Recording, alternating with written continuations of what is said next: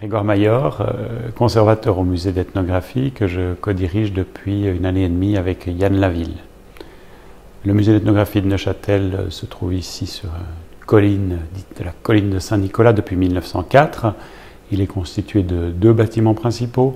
Un bâtiment qu'on appelle la Villa de Purie, où on se trouve actuellement avec une exposition qui s'appelle L'impermanence des choses, une exposition qui est une réflexion sur l'arrivée des collections, le statut des collections ethnographiques, exposition dite de référence, et puis un autre bâtiment qu'on appelle la Black Box, dans lequel il y a les expositions temporaires qui vient de réouvrir il y a 1 semaine, en janvier 2020. Alors l'art contemporain est présent depuis longtemps dans les expositions du musée d'ethnographie, mais la question qu'on peut se poser d'abord c'est qu'est-ce que l'art contemporain? De quel art contemporain on parle? Est-ce l'art de quelle région? Est-ce qu'un art européen, américain, de partout sur la planète? D'une certaine manière, les musées d'ethnographie ont toujours traité de l'art contemporain, en amenant des pièces provenant d'autres parties du monde qui étaient tout à fait contemporaines.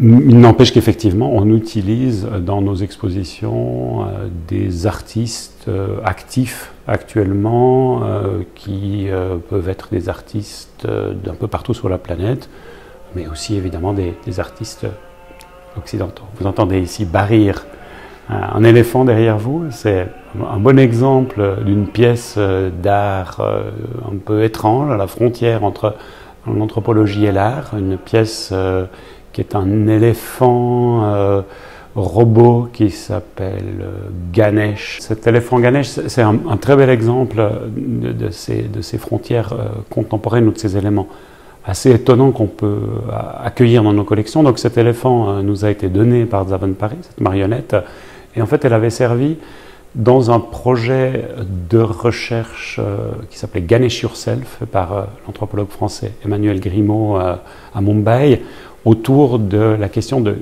l'incarnation de Ganesh. Qu'est-ce que peut Ganesh? Puis c'était un projet où cette marionnette était déplacée dans les rues et elle servait à faire discuter les gens autour de l'incarnation de Ganesh. Il faut dire que le regard de la personne qui incarnait Ganesh était filmé, elle pouvait interagir et parler avec les gens. On a reçu cette pièce dans nos collections et on l'a exposée ici dans l'impermanence des choses, dans une salle qui s'appelle justement Artistes, qui est une salle qui pose ces questions de frontières artistiques. Qu'est-ce que c'est l'art? Qu'est-ce que serait l'art pour les collections anthropologiques?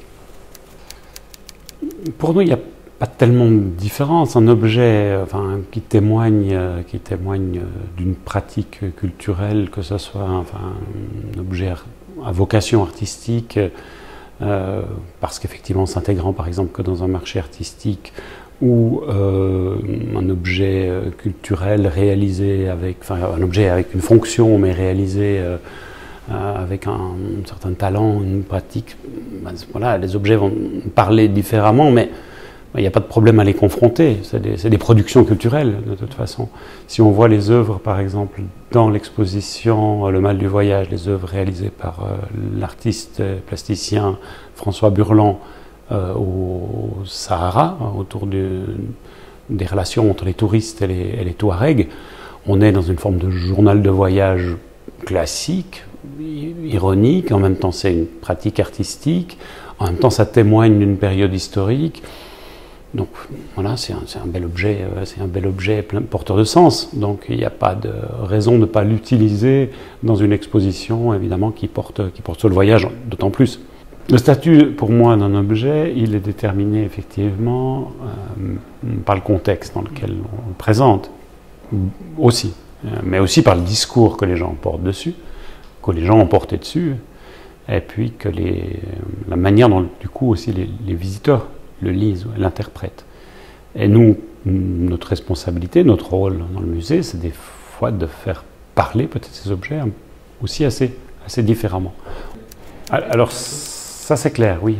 Pour nous c'est clair, c'est effectivement un propos qui est clair. Ça ne veut pas dire que les pièces qu'on a ici sont toutes elles étaient contemporaines parfois quand elles sont arrivées au musée. Maintenant, effectivement, il y a beaucoup de pièces de collection assez anciennes ici, donc évidemment, c'est des pièces qui n'ont plus, qui ont aussi de temps à passer dessus, donc ça ne peut plus dire que c'est de l'art contemporain, évidemment.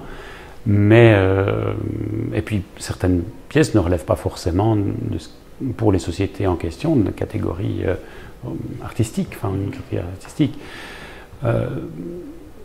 Ce qui est intéressant dans la pratique d'artistes de partout dans le monde,